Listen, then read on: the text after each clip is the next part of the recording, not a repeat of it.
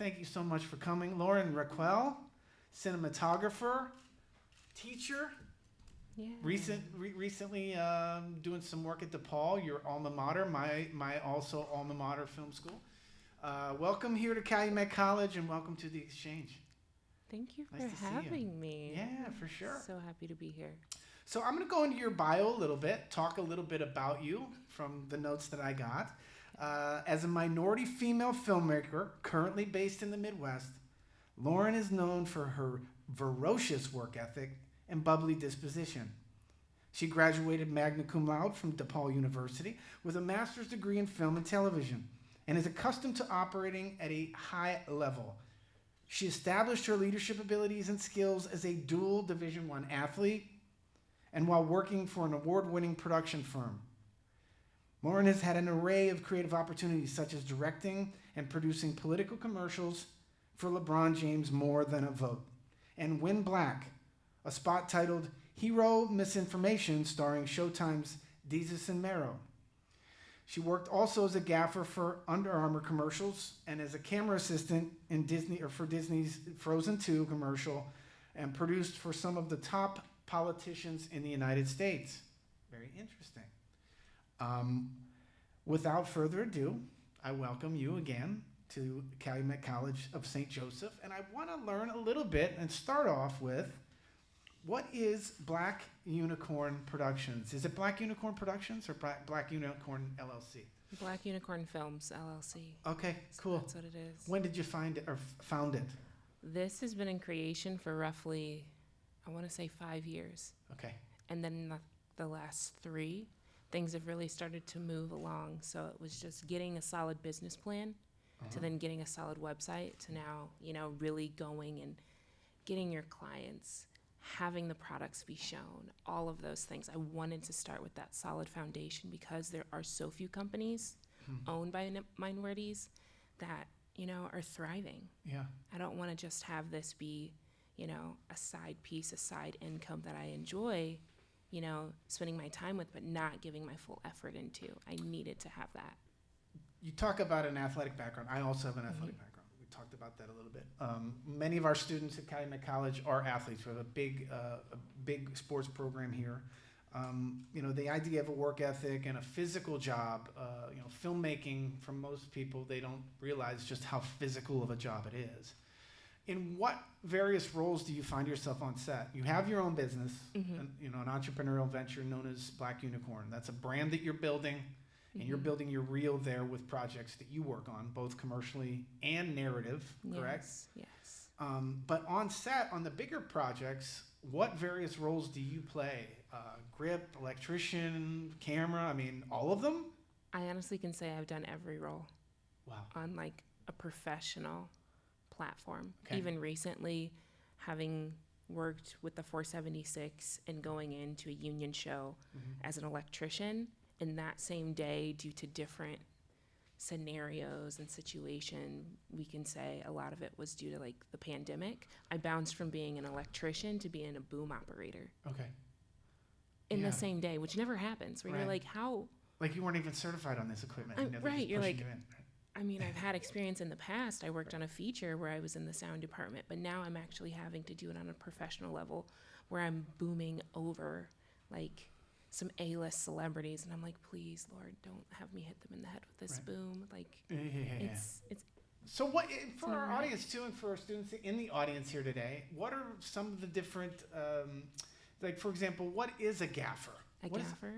They're over the entire lighting department. Okay. They also are over the shadows department. You have, so there's a lighting and a shadows department. Yeah, that's the easiest way I can describe it. I try to be as simple as possible with my students, with individuals who aren't familiar with the film industry, because the reason why you have a beautiful picture and image on the screen is contrast of light and dark. So the gaffer is dealing with the light, the key grip is dealing with the dark, and it's a beautiful marriage.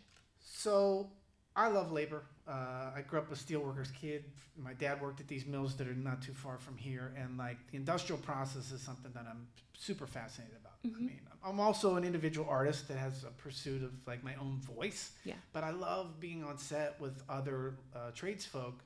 And for those who've never been on a film set, I always say that it's kind of like this big tarantula. Like there's all these different parts to it. You That know, make up one piece. can I self-disclose a little? We met basically, not really met because it's COVID with masks, but on a feature film this summer. We were working on North of the 10 together. I worked in the art department, drove the truck, brought the coffin that day that we shot the coffin scene. I remember that very well. But it's my job to make sure the prop gets in front of the camera, but it might mean that I've been driving for 3 hours to bring it back to be on set for all of about 30 minutes for it to be just in position enough for your department to have, in this case, lit it. What roles were you on for North of the 10? So actually I was the dolly grip, and I'm one of the very few women who actually is a dolly grip and who's able to do it because it's so physical, like you said, being an athlete. Yeah. And you're pushing someone who might weigh, 300 plus pounds, nothing against Fisher that. cart. Yeah, and I'm like pushing that individual as well as I'm pushing like a 70-pound camera, and depending on what the situation is and the space we're in, I might have another person who's another 200. Yeah. So that's the role that I was in, but I still am. And there's that whole communication dynamics of when you're a dolly grip, are you really with camera? Or are you with the grip team? Sometimes. Luckily on North of the 10, they both loved me. So I was being able to be on both sides of that with camera and with grips. So inclusion, when we talk about a film set, there's a lot of meritocracy going on here with camera, with hierarchies within the union.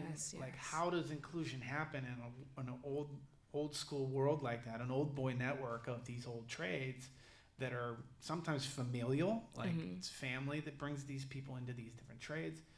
Film school is one angle of being able to perfect your art and build a reel. But the real world of really breaking into the industry is a different reality sometimes too. Film school doesn't always just open that door.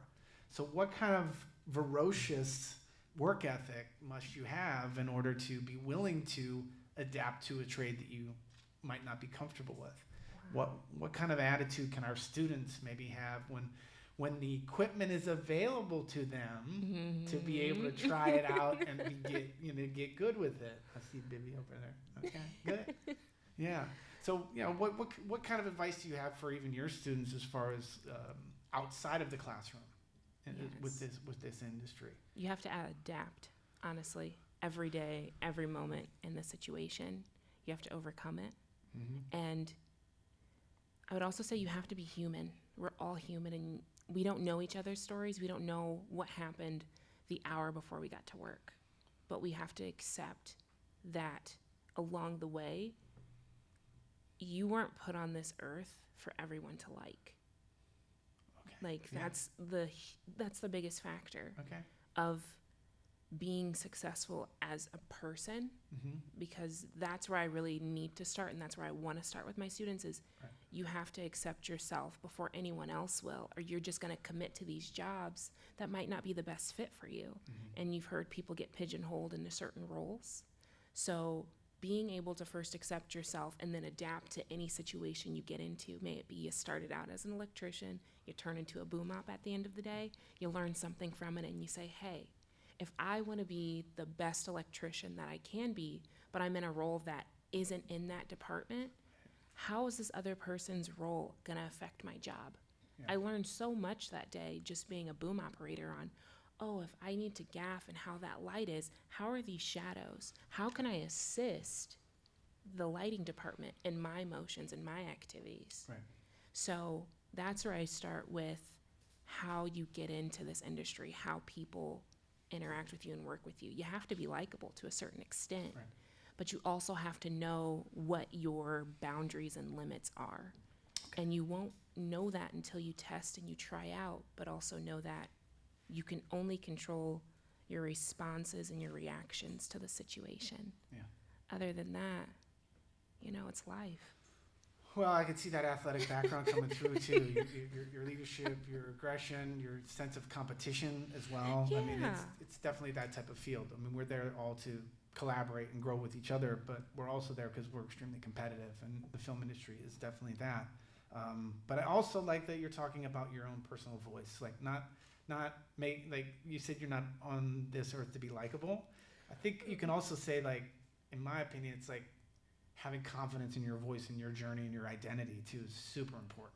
Right. As a And storyteller. you won't have that if you, avoid that and you're just there to be like a number or just to be a crew member. Like there are people, we've been on set where they're just there for the paycheck. And then you have Sure. other people who it's like, and not saying that they started out like that, but just they became jaded over time because, Right. you've dealt with people who are rude. They're not being heard. They're angry. Yeah, and they're just like, it's easier for me to do this and I can just, be in my little corner and I'm fine. While you have other people like us who it's like, I want to make that change. I want to be that change in the world so that I can bring in younger individuals who have a voice, but they also understand that hierarchy is important and that you have to first be secure in yourself, but be secure in the skills that you need necessary to really be on that set, because we are dealing with lives. And it's so weird. We're not, heart surgeons, but we're filming heart surgeons. We're not firemen and firewomen and fire individuals, but we're filming them, and you have to know when you step onto this set, like, am I able to count on the people next to me, and am I able to count on myself if it becomes a critical situation? Yeah. As a grip, you have tools that can easily take off fingers. What's a grip? A grip? Tell our audience. So We're not at a film school, remember? yes, I'm so sorry. I'm so sorry. I know I need to we got a lot of elaborate. undergrads. What's a grip? What's So a grip is also in that shadow department. They're the ones who help cut, diffuse the light. Like when y'all were setting up the lights and you're like, well, there's a little bit of shadow. And the first thing you say is, there's going to be shadows everywhere. And it's okay. As long as they're intentional. Yes, as long as they're intentional. They help make the shadows intentional. Okay. And if they can and when need be, they get rid of shadows or they create those shadows. Right. You know what I mean? You might have to cut the light so you have it at a certain direction. That's what a grip does. Well, photography, cinematography, I mean, it's really painting with light in many ways, right? And it's often referred to as that. And it's really a lot more about the external fixtures of light.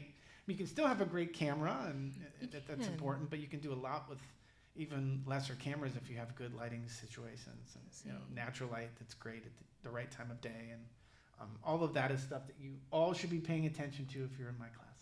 Please Yes, do. exactly. I will emphasize that. Please do. I know I'm very quiet talking. So I kind of wanted to transition a little bit about something more topical, which is there is a strike looming with the IATSE unions, and if people don't know what IATSE is, it's the stagehand local. Are you currently a full-fledged member? Are you? Not yet. Okay. And everyone's situation is different. There are certain times where they have people come in and they're like, you're in the union. You ready to do this? You're ready to commit to doing it? And there's other times where it's Which like, is hey, a little you're like old school union hazing, right? Yeah. Like, I mean, I grew up with a lot of different union men in my family, and I worked as an overhire at Chicago Scenic as a set carpenter, and it was always that way. Are you ready to, it's a little bit of a gatekeeper kind of situation. But I also know that Chicago's like a different beast because my sister and I started our own production company, and we shot a pilot in the spring, and it was an experimental. So, for those people who don't know about what's going on in the industry, there's a big fight over whether or not streaming services want to pay premium dollar for the work that's being made. Yes. And so that the production quality is now much better than it was basically in the beginning days of YouTube when people were streaming things. It is. So, but they still want to pay non-union wages and bad working conditions for the people that are making this stuff. Right. And that's what the strike's all about, is just giving people the pay that they're owed. But not only that, but just, having, and I don't believe in balance, I believe in harmony, but harmony outside of the work while you're there as well. So realistic work hours, we can work 15-hour days, and then how do you have 18. Right. Yeah. Like, how do you have a family? How do you get enough sleep? How do you get enough food in your body? Yeah, they feed you there, but at the same time, and there are regulations that sometimes scope creep happens, and and you have to kind of be firm about it. So Okay. it's Cool. I'm going to just ask some kind of like, I used to be a fan of the Actor Studio. For those of you who know the show, it's like it had back in the 90s when they bring actors on. And so there's some questions that I kind of pulled from the old Proust questionnaire, which is, you're currently a cinematographer. What was the first camera you ever had? Do you remember? What made you first want to get into cinematography? Was it in college? Was it in high school? Have you done photography since you were young? My situation was a little weird, and at least to me, and from what I've explained to people who are close to me this story, I actually never had really good photos taken of me, so I was always behind the camera. Okay. No one, Yeah. because of my dark complexion and the way things are, like, not way things are, but were, and just the knowledge that was out there, every time people were taking photos, it was like, I looked awful. Okay. So I just started getting behind the camera. It didn't matter what camera. And, you have those with the small intention of making things more beautiful? to have people see what I saw in them on the outside. Oh, okay, nice. So that's when, and I know it's like all flowery and not everything's great, but that's literally what went through my head was, people aren't taking good photos of me, but I might not be the only person. So why not get behind the camera and do it? And I was just taking pictures in college like that. Right. I have an undergrad in sociology. Okay. But before I went and I got my master's degree, I had a theater acting background a little bit there. And I went to an Illinois statewide, national-wide, like, acting, what is it, like? Conservatory program? Yes, something like that, but also like an audition. Oh, okay. Yeah. So it was one of those really big ones. And after I had finished that audition, I had a talent agent actually come up to me and say, hey, you're pretty raw, but you have talent. I was like, oh, this is nice. Like, you're talking to me. But then he went on and he said, but, and it's like, oh, the dreaded but. What is it? What's Pee Wee Herman? Everybody's got a big butt, Pee Wee. There aren't, right. He said, there aren't many roles for you, and you're too hard to light. So maybe you might want to pick a different, like, path. Because of your dark melanin skin? Yeah. Okay. Yeah. And also I wanted to do, like, the Broadway, being up there on stage. And as soon as he said that, it was like a wound to the heart. But then also, I'm a Taurus. I'll just say I'm a Taurus. You can take it how you want. Like, I'm a little stubborn. I'm a little bullheaded. You're an artist. Artists are stubborn. We're stubborn. Right. Don't tell me that we can't get something done. We're gonna try to get something. So I snapped, and I was like, all right, I'm gonna go into the industry that you think that I wouldn't be good at, and I'm gonna create those moments, and I'm gonna create those situations, and make that content available to everyone. Yeah. So I started off applying to DePaul, and due to, at that time, I think they were doing a new system. You know how you plugged in your information and then it was supposed to go into the folders? Yep.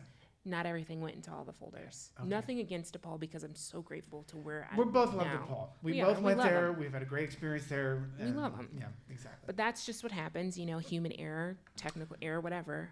And it led me to not getting into their directing program. I cried in the middle of Milwaukee, like just sat on a corner and just bawled my eyes out.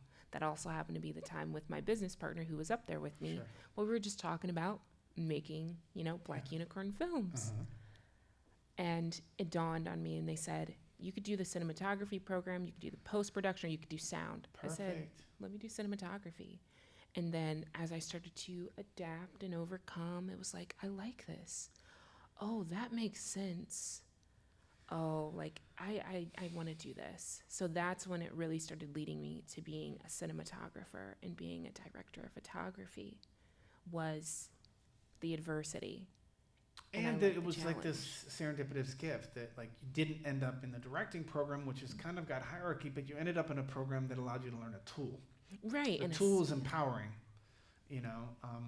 technology. You seem like somebody who really thrives on the technology. I went through the writing program, the MFA writing program, but I'm a maker and I love the writing program. But I left with a bunch of scripts that, you think you go to film school to see things. It's cinema. You see it. Yes. So I enjoy working here, getting my hands on cameras and doing things like this, because I get a chance to make things visible. But I still really love to write as well. I love all sorts of different aspects of the business and the industry. Are there other trades that you haven't learned yet that you would like to? Like color grading for me right now is something I'm really trying to learn.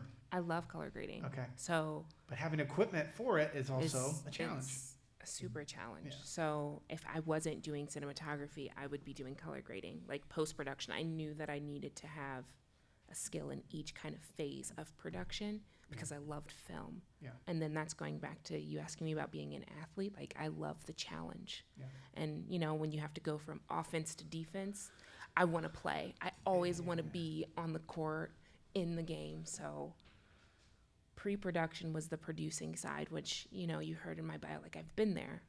Production is cinematography, which honestly, that is my big, huge love. And then post-production is color grading. Yeah. And I love making my chocolates chocolate, my vanilla, my caramels, caramel. Please, y'all, if you're learning something from him, learn that.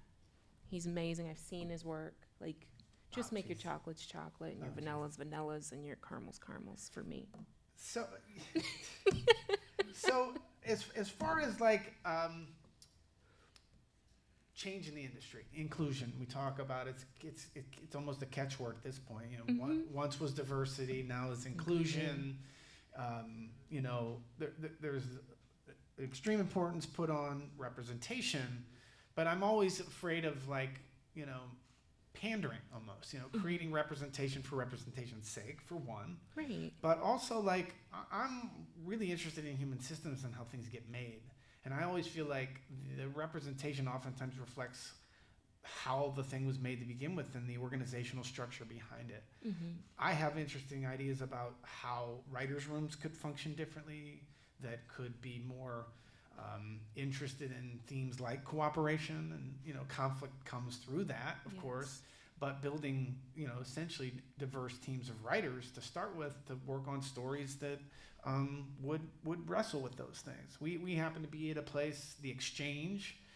This Calumet region has been an industrial stronghold, on back to the fur trade with the Native Americans and the early French traders that came, and the struggle for resources here has always been great. It always is. It's on a lakefront. There's a port, and industries have control of those places.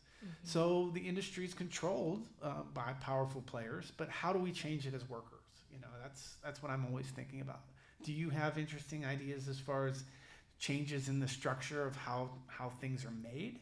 I know I'm putting you on the spot here, but no, it's good. I love it. I mean, because at the heart of it's collaboration. I find that, how do we find this middle ground between the small entrepreneurial things that we do, where we're shooting with our, smaller crew, and then the bigger crew where you feel like you're just a number. What's that? I want to create work that, celebrates almost the collaborative spirit of making. The only way that we can do that, honestly, is just going on the path less traveled, is the way that I would say that, as well as just kind of stepping into that arena, knowing that there are people who don't want you there. Because let's be honest, the 1%ers who don't want to lose the power are going to do everything in their power to keep the power. So just knowing that you have those people who are from that smaller net, the smaller entrepreneurial network, have your back, that you're like, okay, let's try to repopulate this crew with all the people who I enjoy working with. And as you start getting that experience and as you start getting noticed, you start getting into those higher roles. And I'm trying to do better myself and not putting a clock on things, I need to have it done by X time, but still setting realistic goals. So that's what I've been doing. That's the whole reason why I created my company was I want to be in the 1% one day, but I also want to bring in people that want to make that change, that want to have that inclusion, that want to have the diversity, that want to tell the stories that are untold or haven't been told, that people want to ignore. And I've just been really lucky that even some of the people who are really up here making work are starting to know the importance of that due to I would even say now with like the pandemic, everyone got hurt. It didn't matter your color, your creed, your religion. Like it was everyone. I hate to say that, but it was so humbling and it was wonderful. And that's when I feel like I sound like a crazy artist. Like the pandemic, people died and it sucked. It really sucked. And we know that. But at the same time, too, you have people who are up there who, you know, are making these huge figures that lost someone. You know, money can only buy you so much. And that's where we're starting to get to like, okay, start opening these doors because you're starting to realize that small janitor who was in the hospital with your mom at the time during the pandemic, God forbid, was the one who was taking care of her and was like, here, I know you're having a hard time. Let me turn on her FaceTime so you can see her face one last time. Like I've heard those stories and it's like, it took for a little small random act of kindness for you to realize, oh, maybe I should open that door. Maybe I should try a little bit harder to connect with people outside of my little bubble of. We would like to also not think that like money matters, but gear costs a lot of dough. Oh, yeah. And speaking of gear, what is your favorite piece of gear? Do you have a favorite piece of gear? I mean, mine's my Leatherman tool, or I do really love Adobe Photoshop too. You know, as a software, because software can be kind of gear. I love a good DSLR. Right now I have a Canon. Okay, you shoot with Canon. Like we are a Canon shop. We shoot with Blackmagic and Canon all EF lenses. Right. I love that just because I can take my photos. Okay. But like being functional and being realistic, like I love a good pouch. Okay. Like I have to have a pouch that can hold all of my tools in case something happens. I've been wearing a pair of coveralls around the last couple of days. Everybody's seen them. Right. They make me feel like a gearhead, like I'm actually doing something. And I would say set that money aside so you can buy something that's quality over quantity. Sure. And you know how you've invested in a good pair of jeans that you're like, I wear these on set, but they're comfortable because I have to wear them for the next 17 hours. Sure, I got my Hugo Boss on right now. Right. Yeah. So that's what I'm like all about is like, let's be functional. Let's be realistic. So what's the biggest piece of gear you've worked on? Because you've worked on Chicago PD, right? Yeah, you work in on the Chicago camera PD. department. Do you repair the cameras? What are some of the day-to-day operations when you work on the cameras? Wow. So I am working my way up. I bounce between being a camera PA, being a digital utility, and then when I'm not there, because they have the gears are turning and they have a smooth system, I'll bounce onto another show and be a second AC. But what I've learned from Chicago PD, their process has been trial, error, learned, done well. Right. I've gotten to work with the Russian arms. My very first day there, we were shooting with 8 cameras. Okay. It just Dick Wolf is like, he's like the assembly line of TV, right? Like so he's got his system, procedural televisions. I mean, and hearing those stories, like just shot at a steel plant, it couldn't be more of a product coming off the assembly line. But it pays people. It provides a prevailing wage for a lot of union people in Chicago. It's great television. Bump. That's the thing where it's just like they've done this so well for such a long period of time. It was like, I can't say no to this opportunity, even though I have more experience in certain areas and places and having done. I came from the commercial side, but TV, it's like, I want to do it.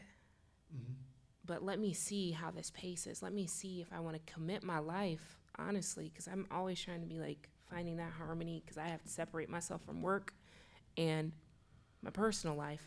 But like finding that harmony and working on a show for 10 months out of a year, 5/6 days a week at a minimum of 12 hours. Let me see what tools they're using. Let me see how this works. Like just the other day, we rolled over a GoPro camera, and I'm talking like, oh, I shouldn't say this. I can't leak it, but we ended up having a camera get hit. Okay. And it was awesome. Okay. To be a part of it, that you're like, oh, we set that up. It was nice.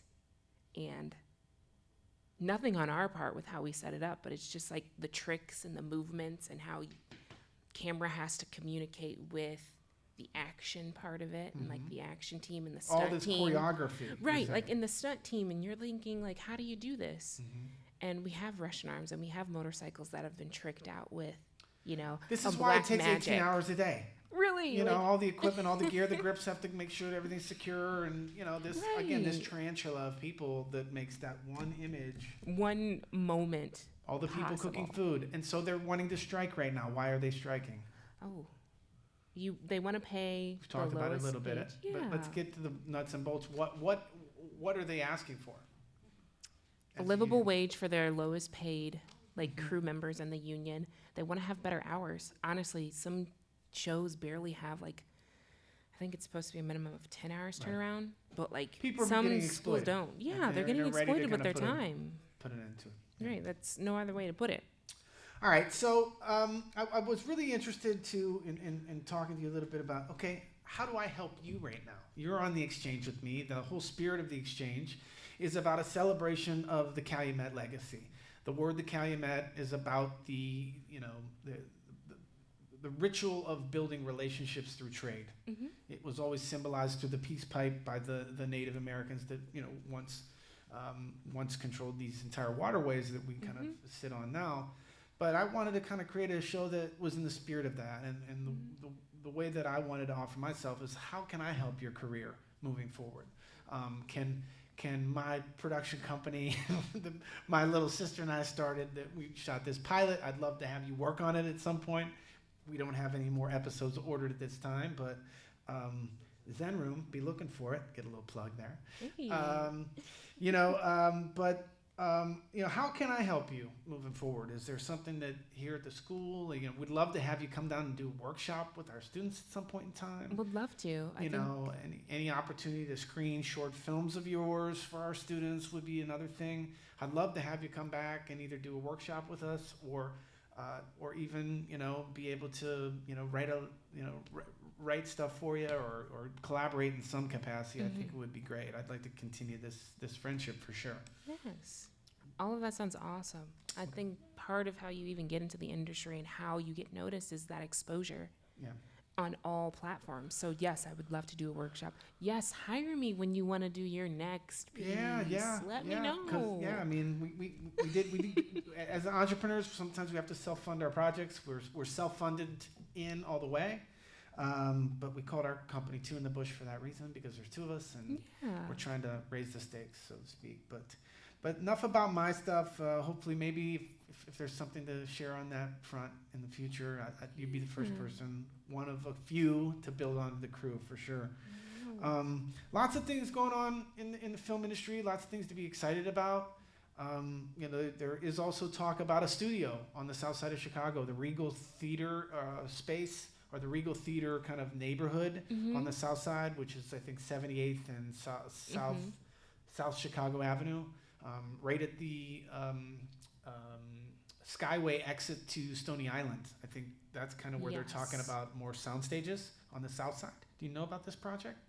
I do. Is it in relation to CineSpace? If it's not, It's not in relationship to CineSpace. It's different investors, but it's black investment in a black community, and they really want to do turn over that like as a mixed use, both with production spaces, but also training facility, and really trying to reinvigorate that whole area with art. if I remember, it could be, is it Black Women in Film or something? Some organization had talked about this maybe the year before the pandemic had hit, and I was their first winner of the prize, and she was talking about Yeah. this, and I'm gonna have to get the name and tell you in back Chicago's about that. film There's industry's so growing many. quickly. Yeah. There's production spaces popping up a lot. There's the talk of the Marshall Field space on the north side. Right. CineSpace is expanding with CineCity, I Yep. think, which is a little bit more about also being able to host talent when they come here. There's living units and stuff like that, which is kind of cool. So I've heard of a couple different things, and I've been to a couple events, and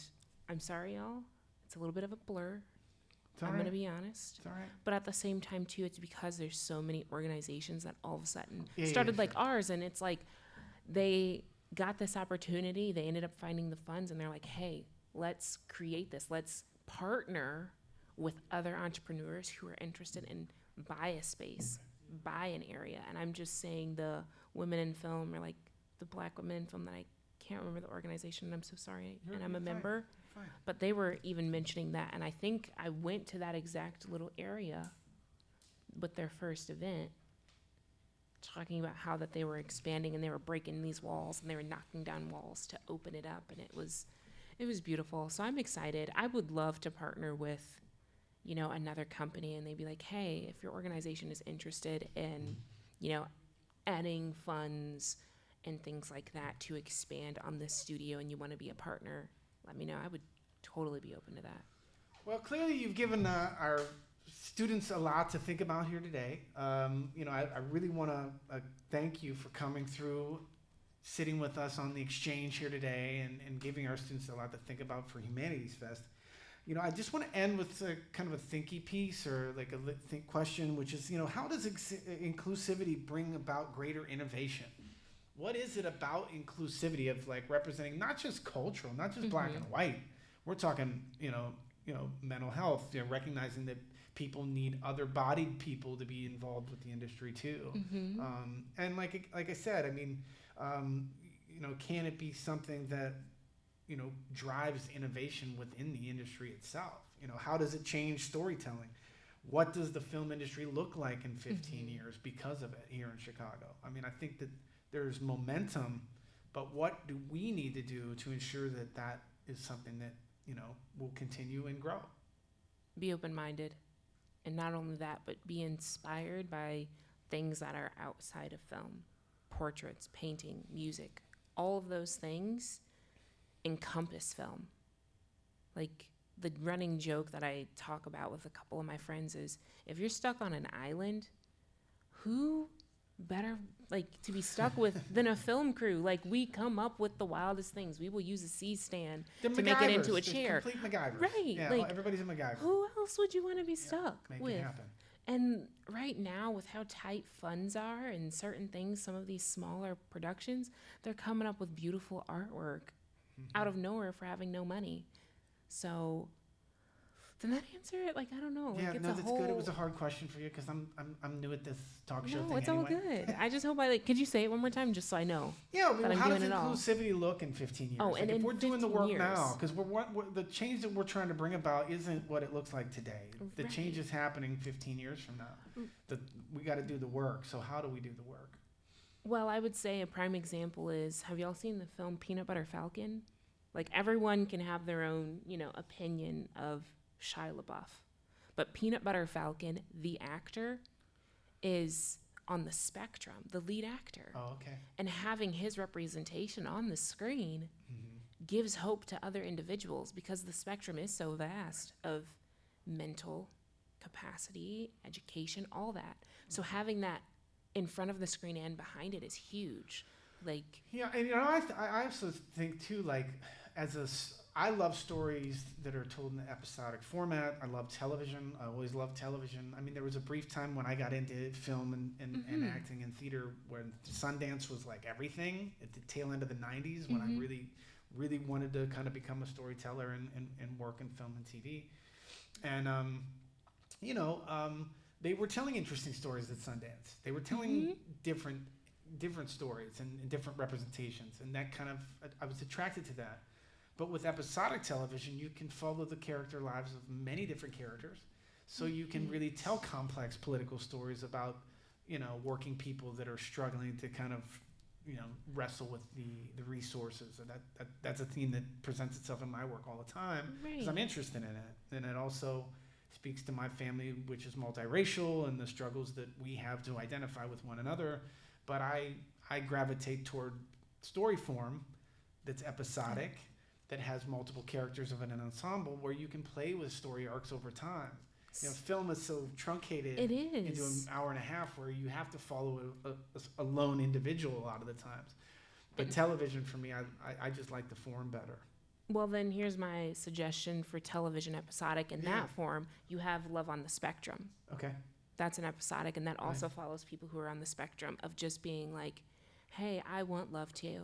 Yeah. They might call me autistic, but it doesn't mean that I don't need a genuine relationship in my life, and they have these episodes. I just love seeing that being played out in real life, in real time from when they air it. But I mean, you know what I mean? Yeah. So having those individuals speaking their mind, saying their opinion is huge. So I would fall into the documentary. I love that. So you have documentaries who are episodic, who are film-based. Seeing that and seeing the fragility of the human life on screen and the humanity is huge. That's where I think we are leaning towards and getting towards in the next 15 years, because we have so many different perspectives of what has happened, and just even in the span of time that we've been born on this earth to where we are now. Like, how many of y'all ever thought that we were gonna, and I'm not trying to bring it up again, but like, would live through a pandemic? You hear about these people all the time where you're like, oh, the Great Depression, and this is what happened. And now when we get there, we'll be like, oh, well, COVID. Sure. Like, thinking about that, how that affects or our an enormous art. social movement, something Huge. that I had heard about, parents had lived through different periods, but Right. Amazing. You have those, what is that? LGBTQ AI plus communities where you have that going on. You have Black Lives Matter. You have Asian Americans and how that's affecting them. You have women's rights movement. You have men who are coming up and just speaking about how, no, I've been a victim. Like, is it Brendan Fraser?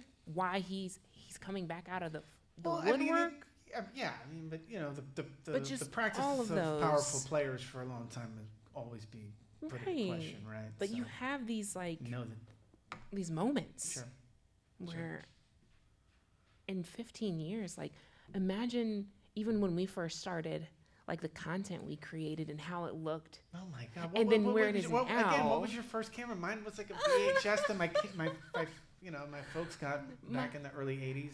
What is it? What are those? We had like a Polaroid? Super 8. Right. What's that? Polaroid? Yeah, like a simple Polaroid, or I can't even. Why don't we turn the talk over to some questions, maybe from some students? Anybody on the audience have any questions for Lauren about the industry, about the process of filmmaking, cinematography? Bibby, what's your question over here? T. Bibby. So I want to know, like, what drove you, to get into like film and directing, and then like how did you go about like networking and stuff, like meeting people? Did you like travel, or did you just put out good work on social media, or like how did you go about networking and stuff? Okay. There's a couple questions in that question, so I might have you like Go ahead. do it again just one time. No, it's good. It's good. I would say what drove me is I am competitive and I like a challenge. I'm not gonna lie, I really like a challenge, and I don't like to, what is that word? Not be complacent, but just be like okay with where my life is. And film constantly gives me that urge.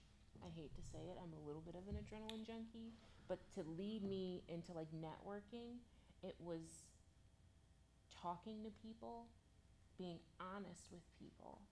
Now, you don't have to tell your whole personal like life to them, but just being honest on where I want to be, and knowing that there are going to be steps I need to take, and peoples who tell me like information that's going to be valuable and not valuable. But social media is a great place to go. I'll be very frank. If y'all are serious about your business, y'all want to be good, y'all want to be successful, for your own safety, for your own benefit, have a business Instagram versus your personal Instagram. Because when you start posting stuff on your personal Instagram that are business related, it's so hard for, your audience to connect to you when they're having to go through, hey. So I think that's a great advice to anybody, to have like a consistency with your narrative. Yeah. So your personal narrative is your personal narrative, but then use your social networks wisely and build a brand. And your brand is Black Unicorn. Yep. And you have an Instagram for that and a really nice website. Did you build it yourself, or did you have to pay somebody? Y'all, I am an artistic person. I can't draw. And no, I paid someone to make Or my did you website. trade services? Because that happens a lot in the industry too. When you're a content creator, you may have one skill, a camera, etc. But you might be able to find somebody else to do that work. So being on a budget, let's be honest, like I was a student, we were all there where we ain't got that much money. So start with your Vimeo account. it doesn't have to be a pro account, but just know that you need to be selective of what pieces you want to put up there, and then have your Instagram account and you make that. Now, again, there's a business platform on there. You don't have to do that yet. Just knowing where you're putting stuff and when and how you do it. You know what I mean? Yeah, for sure. What did you start off like? What camera and stuff did you start off with filming, like by yourself? Start simple. I would honestly say, like, I even have, like I was saying earlier, that Canon 5D Mark IV, like, it's just a DSLR. But it's not about necessarily how big, how amazing your camera is. It's about knowing those settings. So talking about the exposure triangle, shutter speed, ISO, you know, things like that. And how you can then utilize what's going on around you. Natural lighting. Are these tungstens, or are these daylights, or are these HMIs? Like, those are the things that you start just teaching yourself over and over. Like, I like this style of shooting. I like how this looks. How do I replicate that? And how do I become consistent in that? It's just a trial and error in everything you do. So don't, and I'll say this, and I want to emphasize this, don't be afraid of failure. It's not failure. It's just teaching you a way of how not to do something. Yeah, but that's the lovely thing about working in digital is you can just go back and readjust. I mean, where we're having, you know, for those of you that are interested in animation and 3D modeling and things, where we're having we're still scaling up in terms of some technology. So that's great because we have students that are pushing the boundaries of plugins and how you can kind of do workarounds. And that I think is so important to learn, which is there's tools out there. There are resources. It's just how do I plug them together to get what I need? Sometimes I have to be realistic in terms of what I'm limited with, but I think sometimes that can be such a gift to an artist, which is it limits you in some area so that you have to adapt, and then sometimes have to let an idea go, and sometimes that's important. Right. They say that in school. Like, sometimes you have to kill your babies. But you learn so much out of that, of just being like, okay, not now, hold off on it. But YouTube is your best friend. I will say that. Don't trust everything on the internet. But YouTube, there are some people out there who made stuff that is just... Yeah, and tutorials with, you know, certain softwares that you may need to learn. I mean, we have all the tools, access to things for all of our students that they're ready for right now. So and LinkedIn, like LinkedIn Learning is Linda. amazing. Is it Linda? That's amazing. I would say check that out and just start like finessing that, because as a student you have access to stuff like Canva. You get like a free account. Like Google, what do I get for free as a student, and use your email. To this day, and it's great. I'm now a faculty member. I'm now a professor. I got an EDU at the end. Yeah. Use that, and you can get a free account. Save yourself some money and learn, you know, a new tool and a new skill along the way. You know, it's awesome. Any other questions? Do we have any other questions? Is that Skylar? Skylar, do you have any questions about any sort of digital art or ways to move forward? No. Oh, I see a question. Takaya, is that Takaya? How are you? You're more than welcome to pull this down to ask the question. So is there like anything that that'll like keep you motivated? Yeah, motivations. Because like I know from the students that like some film processes are just like tough because of the weather and stuff. So it's like what keeps you like motivated to like keep going? Your family motivates you, don't they? yeah. Honestly, I have, my sister's going to be mad if she's like, you don't get your nephew's age, right? 7, 8 range nephew who I love. And I'll be honest, I think I dressed pretty decent today, but it's not like that every day. It's rough. It really is rough. And I have to remind myself, again, just in regards to where we were born geographically, we have so many more advantages. May we have been born in the projects, but in the USA versus other countries, there's certain things that we have just been granted that people are hopping over borders to obtain, even the simple things in life. So what really motivates me is that when I get to a point of such financial, emotional, physical, mental, like prowess and ability, I can share that with other people who are struggling. Like that honestly is my motivation. And I think some days, like, I want to cry my eyes out. I seriously want to cry my eyes out, but I have to remember that I'm laying down at night and there isn't a hole in my ceiling. I'm laying down at night, and yeah, I just had to walk through my alleyway to unlock my door, and there are Chicago street rat cats. But that's not just coming into my house, and it's not a lion, or it's not a You never lived in New York. Right. But there's like certain When you live in Manhattan, you things. kind of get used to them. Right. But like my motivation is that one day I will be able to give back. And that's just me. That's great. And how can I say it? There are so many people out here who are hurting. And if I can be just one happy thought in their mind for a short period of time, it might keep them off of that bridge. It happens. It's all good. Yeah, no, it's all good. But like it might keep them off of that bridge. It might keep them off of that railroad. What about beautiful pictures? You said like creating a beautiful picture is Right. motivating. And that Kaya, you are currently in what? Arts 140 with us? That's the class you're taking? Graphic design, right? Intro to Photoshop. What is motivating you in that class? Seeing my skills get better. Yes.